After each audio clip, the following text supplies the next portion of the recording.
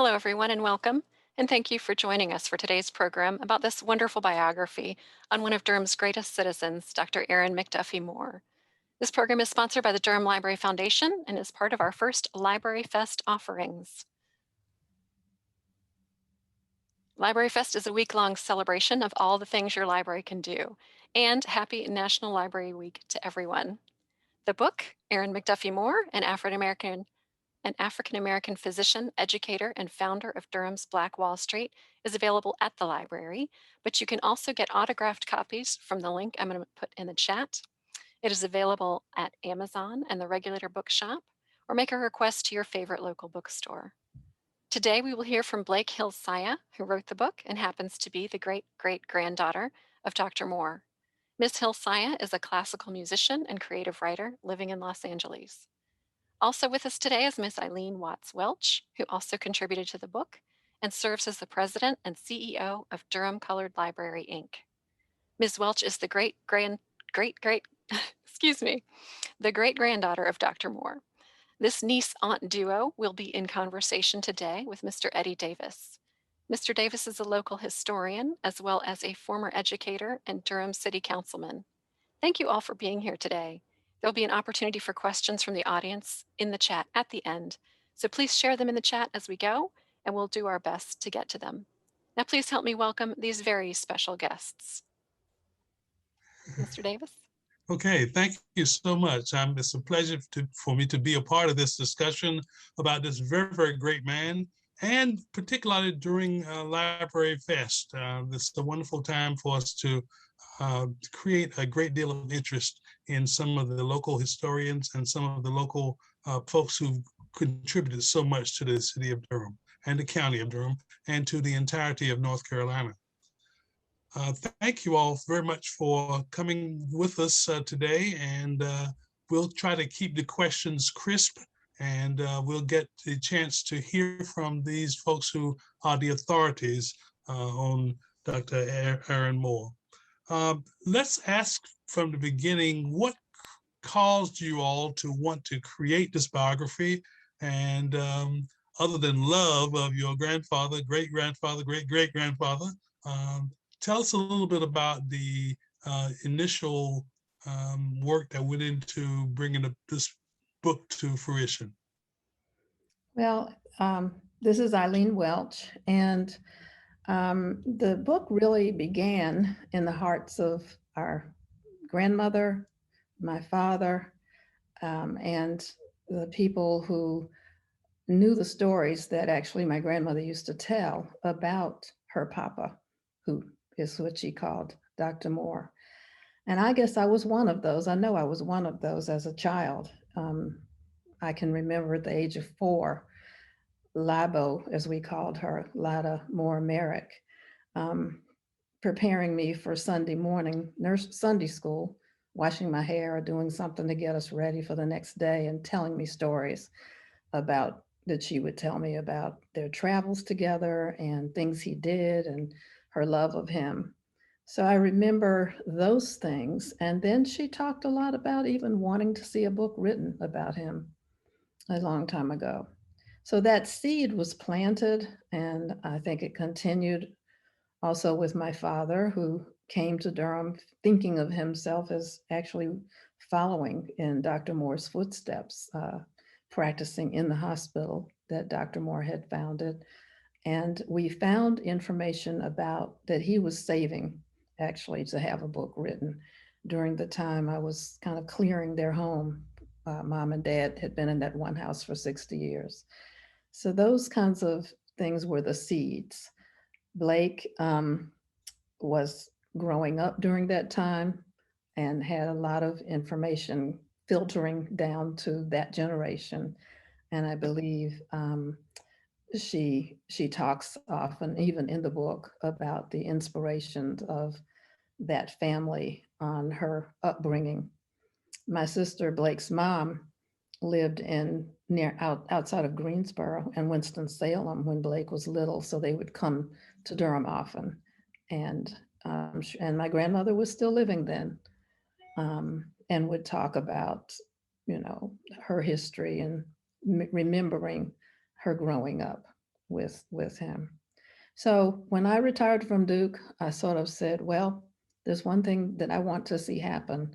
And in taking over the reins of the Durham Colored Library, Inc., we were able to raise enough funding to be able to engage an author. We researched several authors, and we're so happy that Blake stepped up and provided great, I mean, beautifully written, we call them sort of just vignettes or scripts or ideas about what she would do, and we couldn't turn her down. So we're very happy that she was able to set aside her career and find the time to do such a wonderful job. So that's really how it all started. And now it was in her hands for the last 10 years with me scurrying around in the archives and finding things and scanning them and sending them to her. But her writing, if any of you have had a chance to read it, you will realize that it's a beautifully written, people have said beautiful prose, even though it's nonfiction. Easy to read, not a difficult historical textbook, but you'll enjoy it if you have a chance. You could have gone in several other different directions, but isn't it wonderful that you found someone from your family who could guide this ship? Definitely. Blake, what was it like?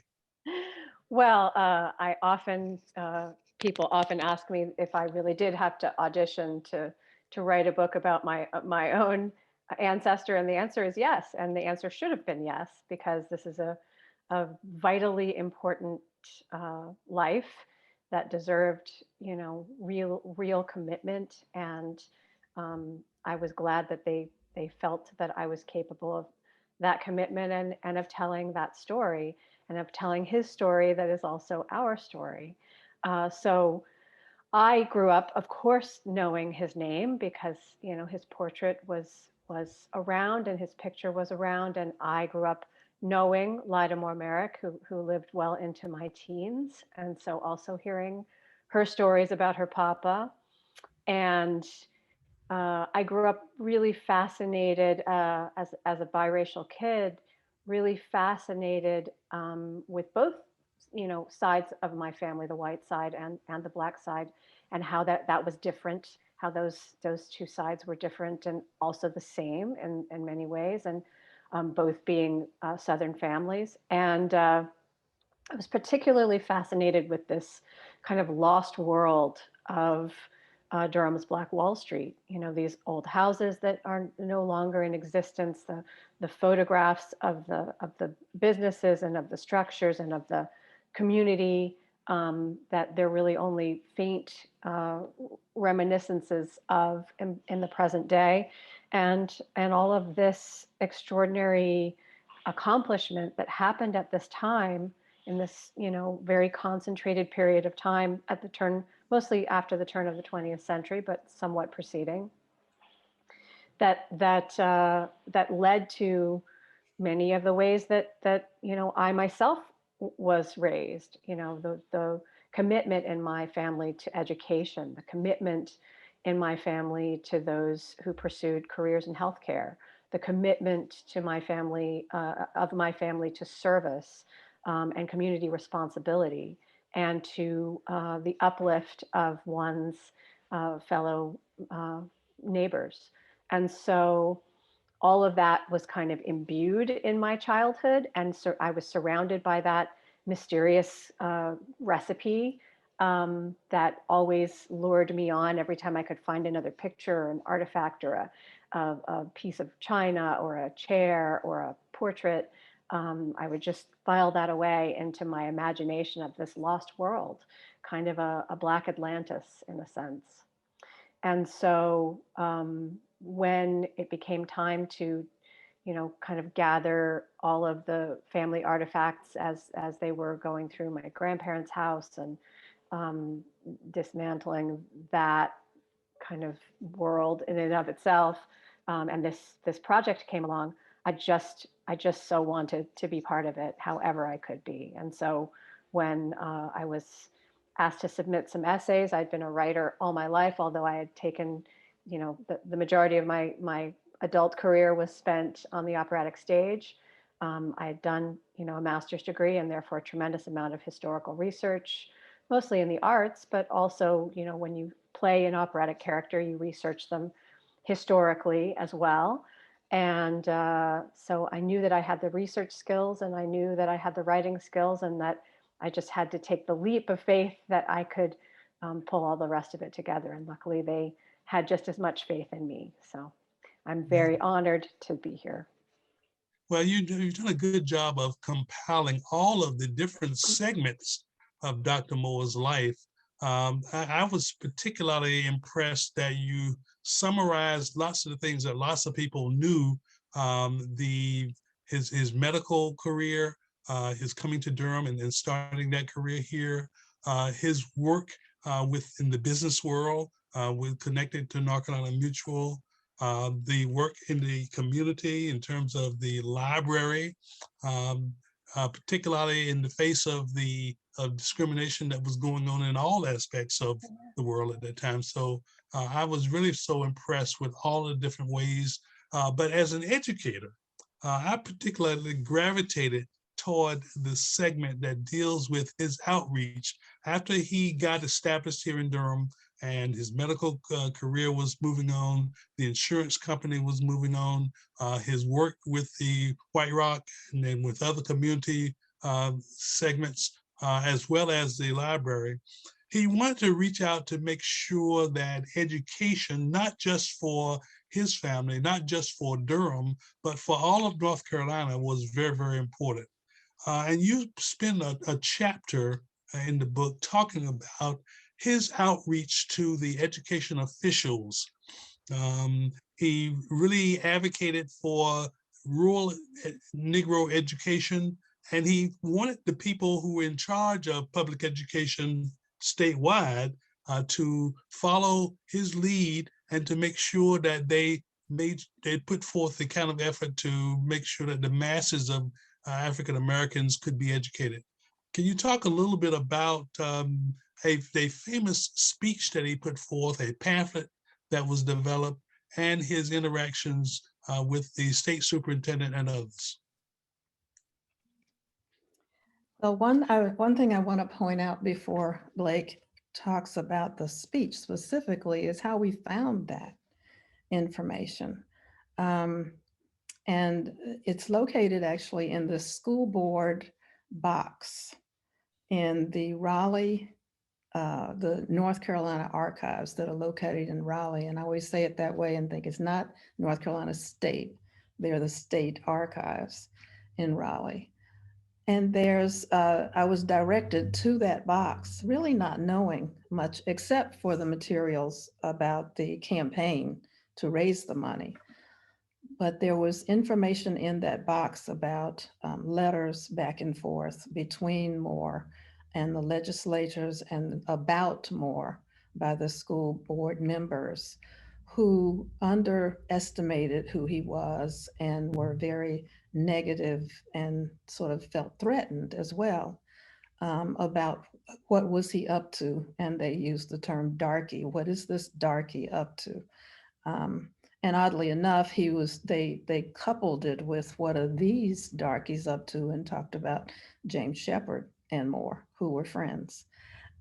So just reading those, and they are transcribed here in the book for people who want to read the details.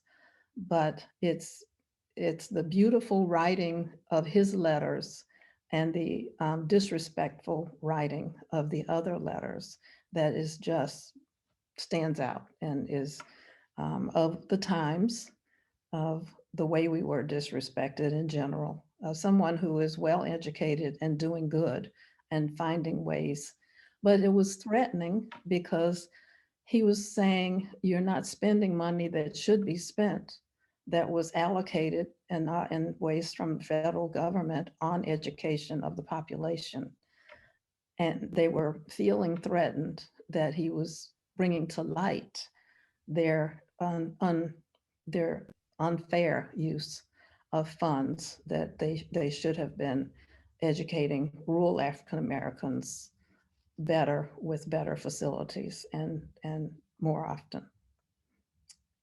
Now you said that you found that in the archives, but you also were able to find the originals that Dr. Moore actually kept in his own archives, I guess. We Yeah. were. We were, and that included a copy of the speech that he included in this correspondence to the educational superintendent, et cetera, along with his letter of really invitation to join him in this worthy activity. As Eileen beautifully put, you know, the juxtaposition of his elegant invitation to them to participate and their internal dialogue, which was, you know, what is this darky up to? And this is, and the response to that, which is, you know, this is the ignorant babblings of an incoherent Negro, which is obviously not the case when you look at his letter, which is as eloquent as any of Lincoln or, you know, presidential letters. You know, they're warm, they are efficient, and as well as his speech. So his speech was also published in pamphlet form. And so you can see his ability, and I think this is pervasive throughout his career. He really learned this level of statesmanship, and it really was statesmanship between the races that he became really adept at. And it was a combination of mannerly and positive outreach and invitation to participate, and then a kind of full court press, if we can bring on some basketball terminology, of since 'tis the season, of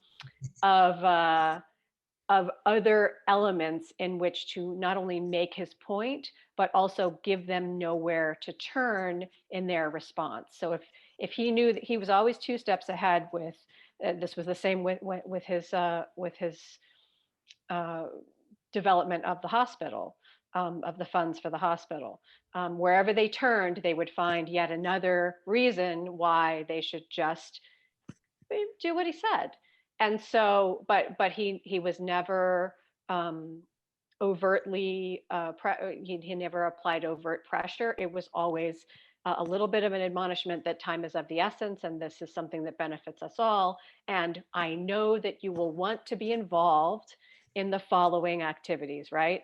And then they would sort of say, oh, well, you know, we're sure that nothing is really going on. And he'll be saying, and by the way, I am putting together a coalition of Negro educators and businessmen to form a fund that will then hire a school inspector to go out and get the data that we need in order to really give you what the information you would like, to you know, rightfully allocate these funds.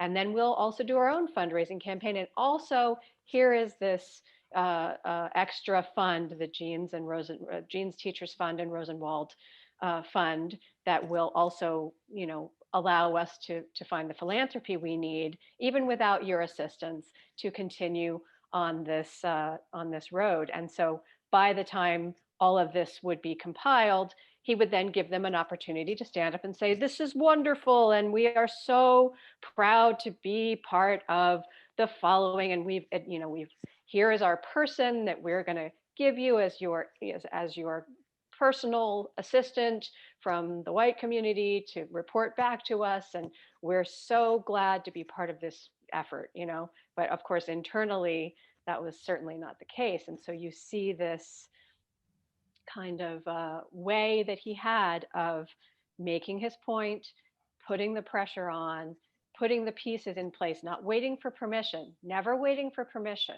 He would always invite people to be a part of whatever he was doing, but he never waited for permission, and he never waited to put his own capital, his own time, or his own influence on the line to move something forward. And this is in the speech as well. Sure, I like the way that you just framed it, Blake. He foresaw the reactions, and he can put forth the kind of arguments before they could be put forth themselves. In fact, he talked about made the case about the conditions. He talked about the remedy, and talked about how we should move forward together. Yes. So I think he was a wonderful politician, Yeah. and very, very ahead of his time, and could see the arguments that could be framed against him and put forth counter arguments before they can even be brought forth. And to see him doing that, and to see what was going on behind the scenes. So you did a good job of foreseeing where he was thinking, but also being able to research the kind of evidence that shows that people were not necessarily ready to get on board right away. He usually came with data. Yes. All of the evidence that we found was he was not just talking off the top of his head. He had research backing him in every way. And he would bring to the table, you know, the information from the student public instructors biennial report, which talked about how many less African American of the population was actually enrolled in schools, and how much less was paid to African American teachers in comparison, and how much less was the term of going to school. The whites went to school for 6 months and the blacks went for 4. So all of that kind of data was from 3 school years that he compared.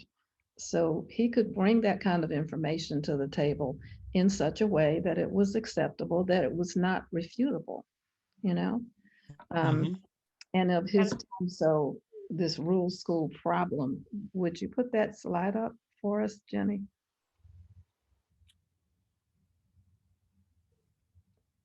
There it is. So you'll see, and I think it's also indicative in the very title of the speech.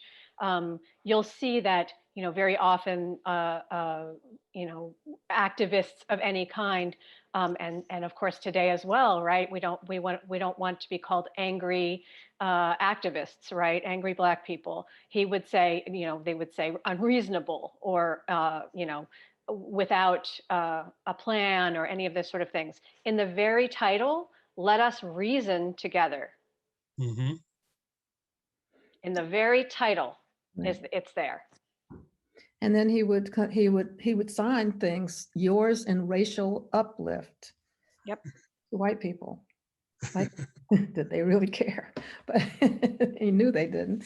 But at that point, it was bringing them on board, letting them know that he was going to be a fair person if they now, lest you think that he was easy on the Black folks too. Forgive me, the dog is barking.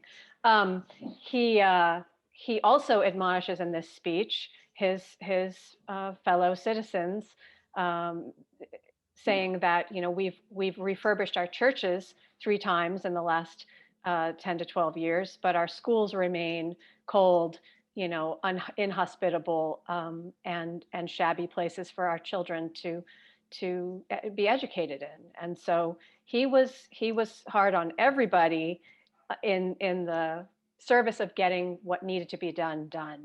And when I say he was hard on them, I'm saying he called everyone out for their lack of understanding that education was at the very heart of personhood and of the ability to advance as a society, and that without that, you know, doors could not be opened, and horizons could not be broadened in ways that he so desperately wanted. They had been for him in his life, and he wanted that window kept open for every child and adult that he could possibly be part of keeping that window open for. So this is a brochure. That's one side of it. The other side is the speech, which is open. I don't know if you can see. That's the speech that she's referencing. And it folded like this. And on the back side, which is the second slide there, is the plan.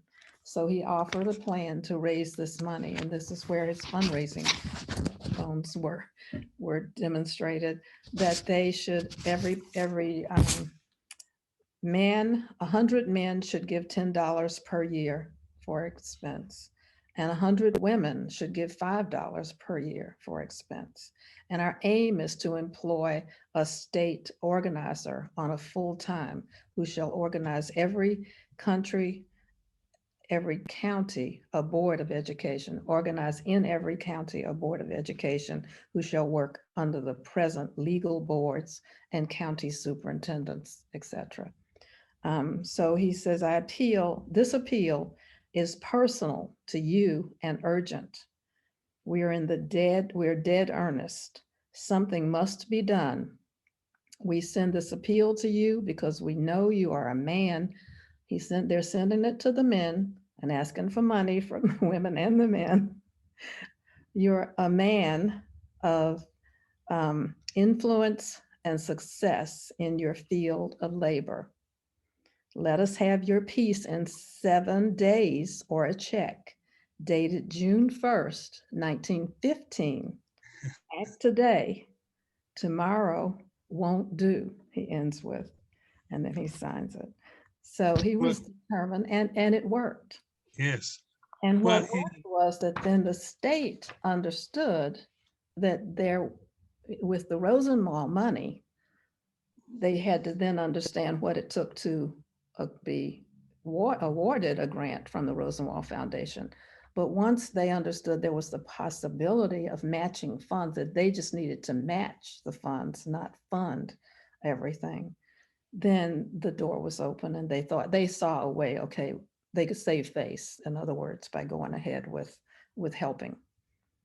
You mentioned the Rosenwald Fund, and there are other funding sources that were there, the Jeans funds and other things. Can you tell the audience particularly a little bit about the Jeans money, the Jeans teachers, the Rosenwald Fund, the Rosenwald School movement, and get them brought up to speed, and then we'll talk about a gentleman that your grandfather was able to bring in to help to bring about some of these things. You want to do that, Blake? Sure. Just very in short, the Jeans Fund, the Jeans Teachers Fund, and the Rosenwald Fund were based on Northern philanthropy. Lots of the school movements in the South were funded by primarily by Northern philanthropy. And it was a grant, as Eileen said, that was a matching grant so that a community could come up with a certain amount of the money, and then the Jeans Fund, the Rosenwald Fund would then issue a matching grant to give them a blueprint for a school, how to build a school, and for the materials to build that school up.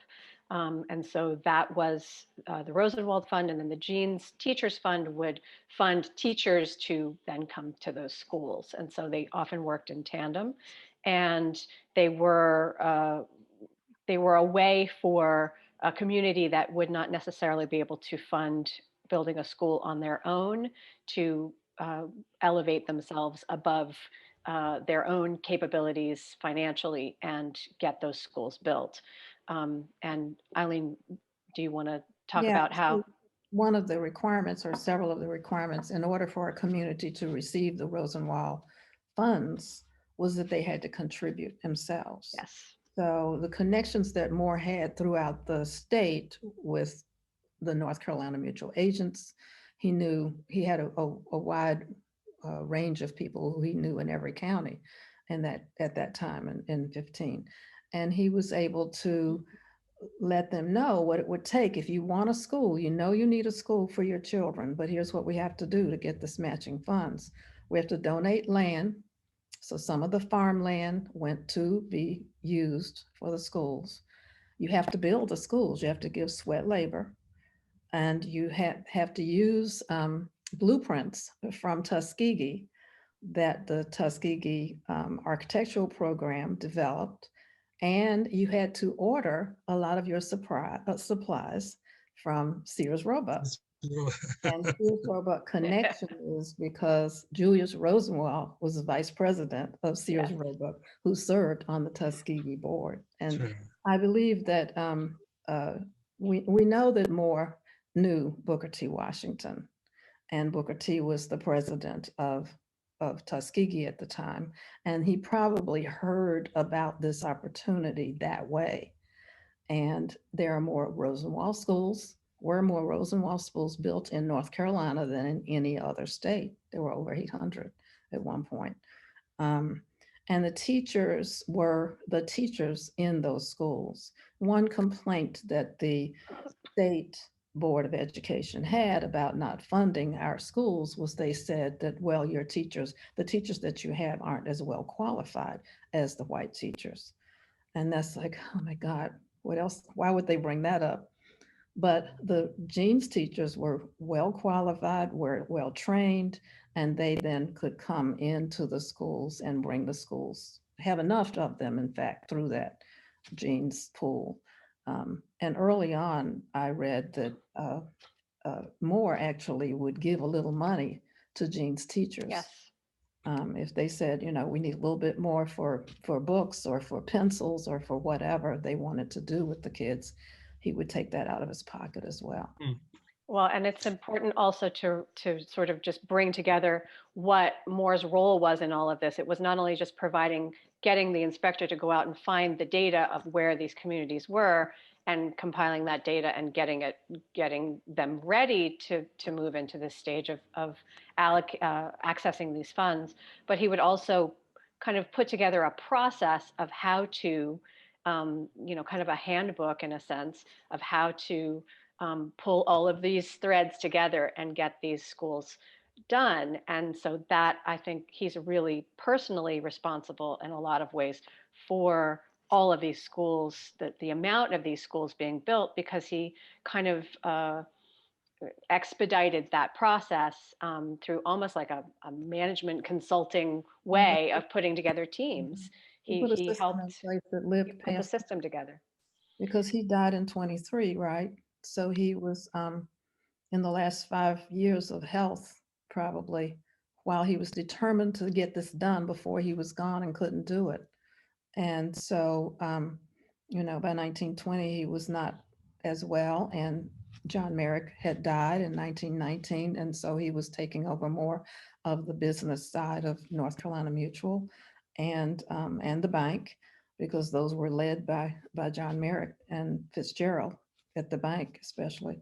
So he was kind of had a small window that he saw an opportunity with the Rosenwald funding to convince people to do their part to be able to get these schools in place. And the other far-reaching, which I believe this is the most far-reaching thing he did. Yes, he did healthcare. Yes, he did a library. Those were pretty much local. But because of him, thousands of generational education began in our communities that had no access to education early on.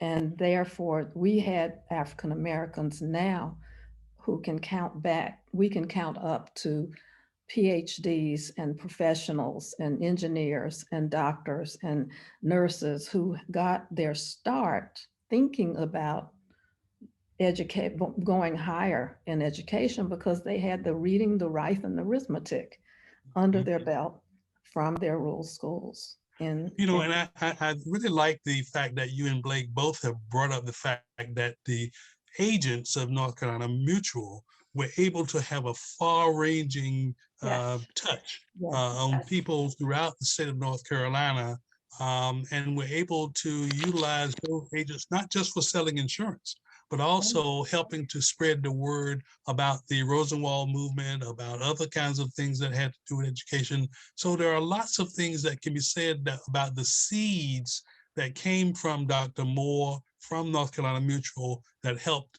as you just said, Eileen, to spread the growth of education in the African American community across the state of North Carolina. Yes, they were, in many ways emissaries of Black excellence, throughout all of, the South and in many cases across America. The North Carolina Mutual Life Insurance agent was an aspirational figure in the community, and carried the the feeling of the capability of, a professional life, of a professional and community oriented career with them.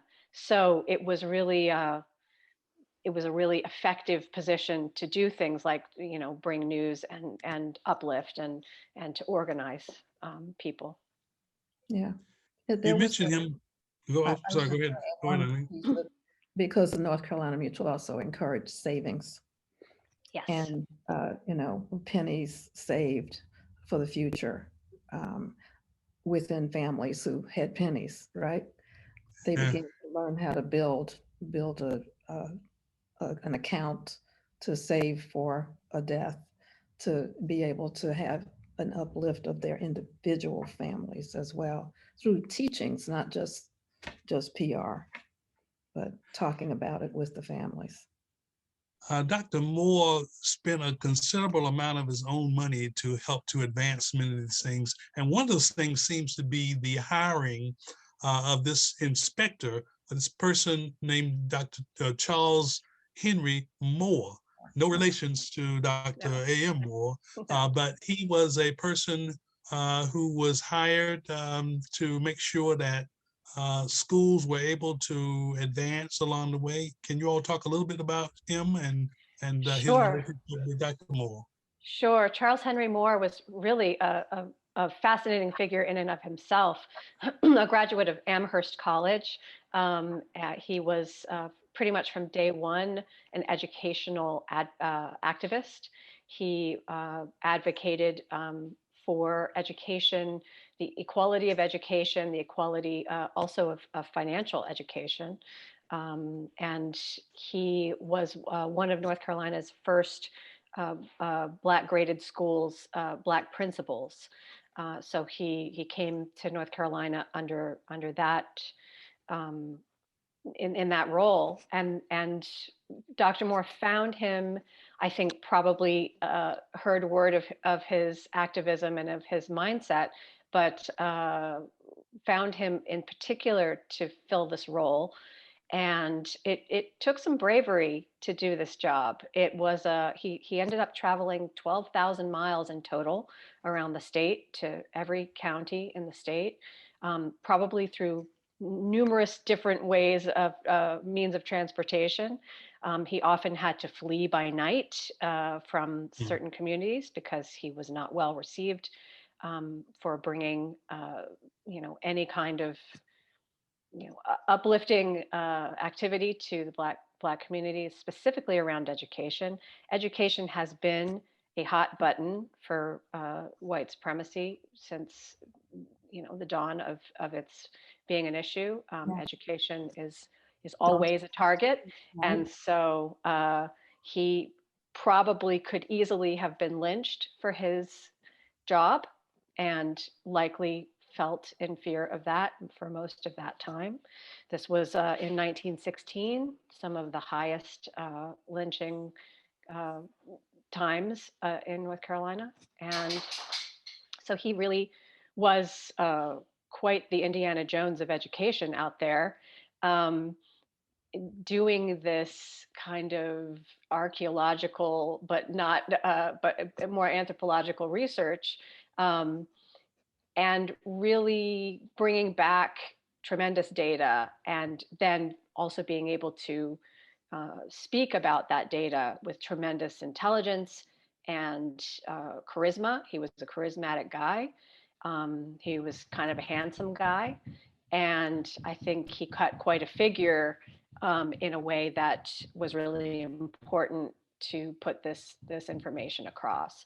So Dr. Moore paid him personally out of his pocket. We actually have some receipts and correspondence from them, particularly for his last payment that he received when he got home.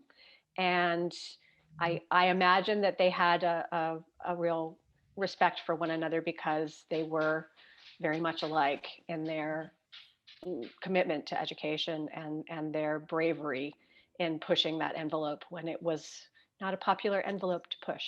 That's right. His That's right. diaries are in that file where I found the letters. There are Yes. diaries that he brought back to Dr. Moore to use in his documents and urging of fair treatment. So ultimately, through the work of Dr. Moore and Mr. Moore and others, No including relation. no Important relation, to no relation. that's right, That's right. We uh, tried to find that out, didn't we?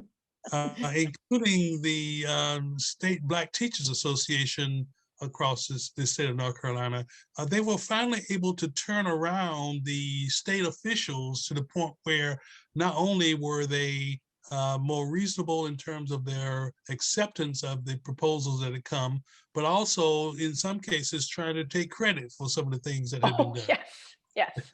Most certainly they tried to take credit. And it Well, didn't matter who got the credit. What mattered was that the schools got built and the schools that's got right. funded. That's right. And And Moore that is, was, though he funded things, he never said it, he never talked about it. no, Yeah, So we found the receipts that he did pay Moore, Charles Moore, but he wasn't going around popping his suspenders. sure. His personality was, he didn't care about who got the credit. It was, did the kids get something to read? Did the kids get the schools? The Rosenwald movement was fantastic, and I hope that people who are on this Zoom call can get a chance, if they're from the Durham area, if they can get a chance to see the one remaining Rosenwald school that is still standing here in Durham, and it's on St. Mary's Road out in northern Durham County, the Russell School that's there. Let's talk a little bit about another aspect of Dr. Moore's education, and that was the fact that he worked real hard to try to save the medical school that he attended. The Lyndon Medical School at Shaw University was a wonderful educational institution, and lots of us have come to the point where we recognize that that school did not exist beyond the 20s, but that we assume, we make all sorts of assumptions about why that school folded. There was a report that came nationally called the Flexner Report. Can you talk a little bit about what that report talked about and how the impact it had on the Leonard School of Medicine? absolutely. Leonard School of Medicine was an extraordinary organization. It was Martin Tupper, the founder of Shaw University. It was his passion project. It had been from the beginning. He had always intended to found a medical college. He had been a chaplain in the Civil War and saw the need, the tremendous need the Black community had for good medical care. And he pretty much dedicated his entire life, his health, and every dollar of his money and his family's money to making not only Shaw live, but Leonard in particular live. Leonard was a hard school to fund. It was a difficult task to get a medical college for Black men funded at this time. There were lots of creative ways that he had to go about that, and in many ways he would get Shaw funded, and then and Leonard would benefit from Shaw being funded, which was primarily a religious organization to begin with. That being said, it was a good, solid institution. They had to be up to state-of-the-art standards in order to remain in operation because they were under such scrutiny. Their students were constantly scrutinized. Medical boards, state medical boards really only became necessary and mandatory the year that Dr. Moore graduated in 1888. And Leonard's graduates were rigorously scrutinized at the medical board level. Dr. Moore passed with flying colors, top of his class in a field of about 40, a little over 40, mostly who were white, and received his state board certification. So there were, and many others after him. So there were a lot of reasons for Leonard to be very state of the art, very up to date, and really aggressive about staying that way because they were under professional and state scrutiny. That being said, they are also credited with being the first four-year medical college because they decided that they needed at least a year, in some cases more, of remedial education to get people up to speed with math and science, had they not had that. Because up until this point, really the normal school course was the only course available. You couldn't go much past that, and so there was some catching up to do. Dr. Moore finished in 3 years because he had come so prepared and had such a high aptitude as a student. He also took many courses simultaneously that others didn't. Abraham Flexner was appointed inspector of medical schools in 1910, or his report came out in 1910, so a few years prior to 1910. He was not a doctor. He was not a scientist.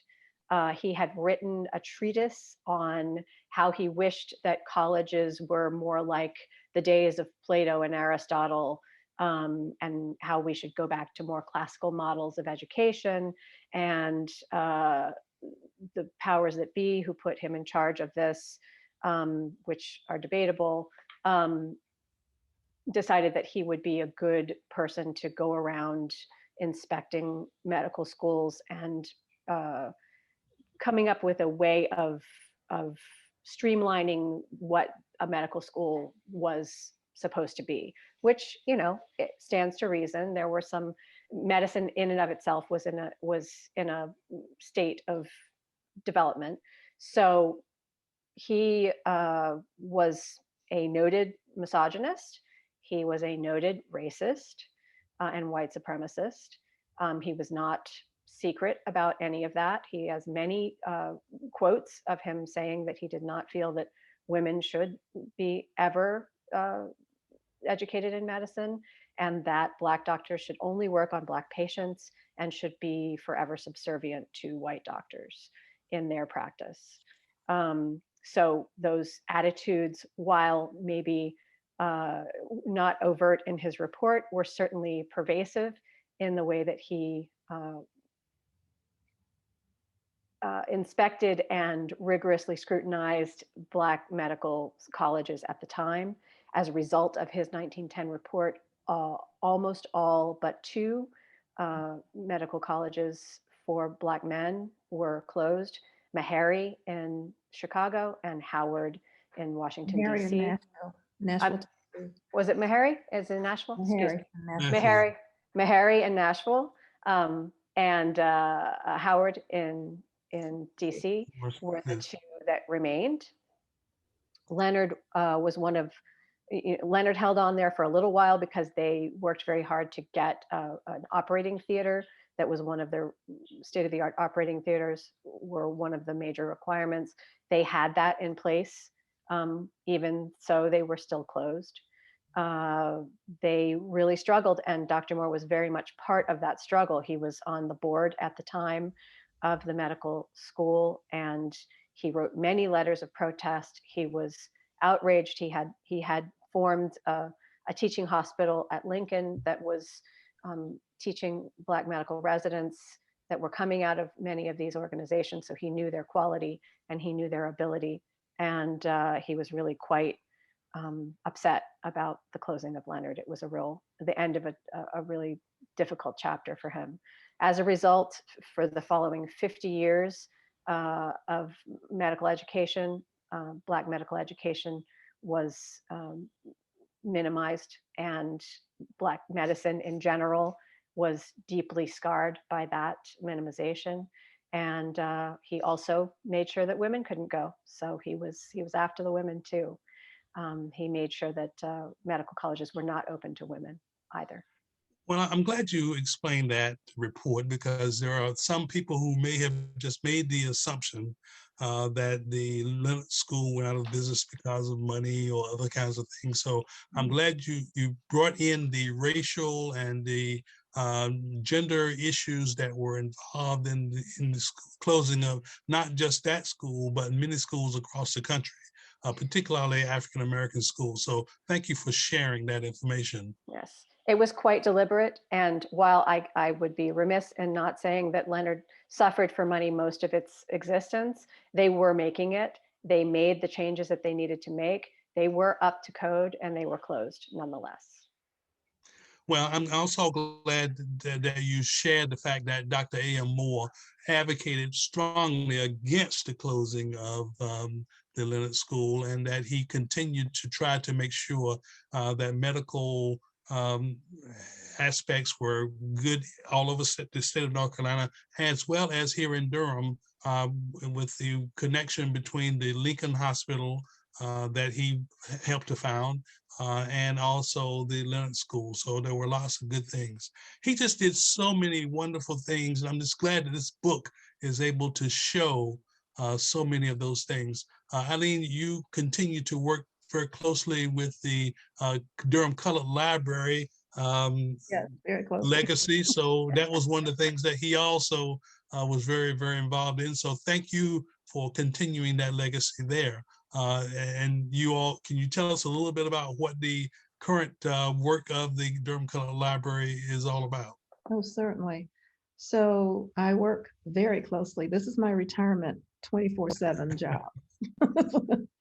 And I'm doing this out of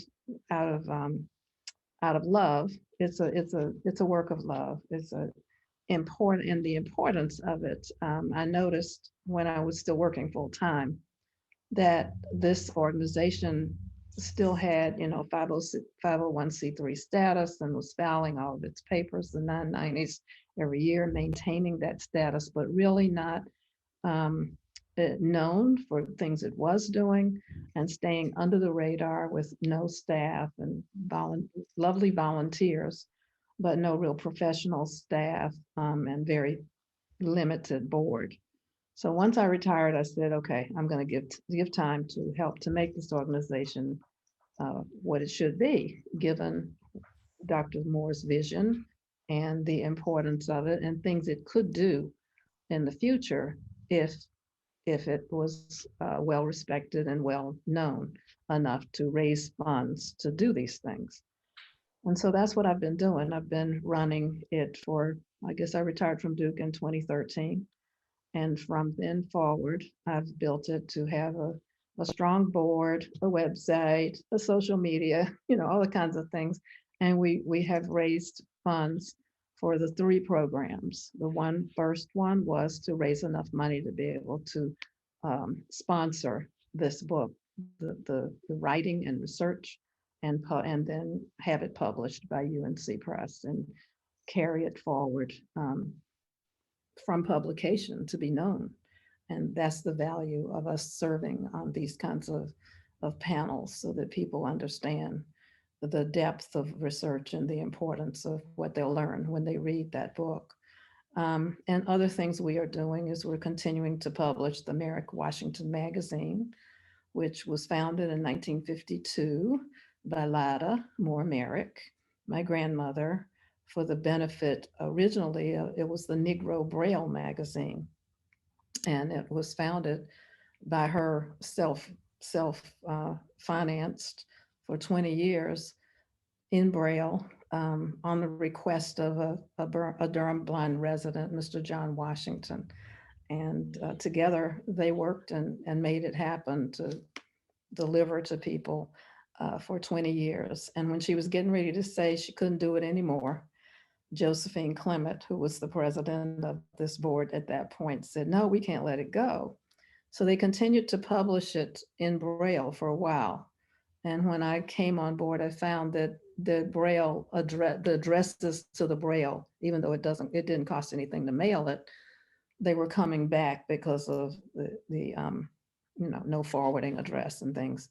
So we kind of tried to regenerate it that way. And in that research, I found that from friends who were blind, they would say, you don't need to keep publishing it in Braille, because unless you're about 60 years old, you probably aren't going to read long documents in Braille now that you can hear them and can hear audio. So now we publish it in large print, because so many people the baby boomers are living so long now, and needing to read large print. So that's a better market for us to spread the information. It's also available online, so it can be heard through the software that allows the uh, the web to read it to you. I don't know the name of the software. There's software that blind people can hear whatever is on. So now they can hear it as well. So that's the second project we've kept going. And then the newest one is our Techies for Tomorrow project, which we have decided to produce an online learning tool for children to learn about African Americans who succeeded in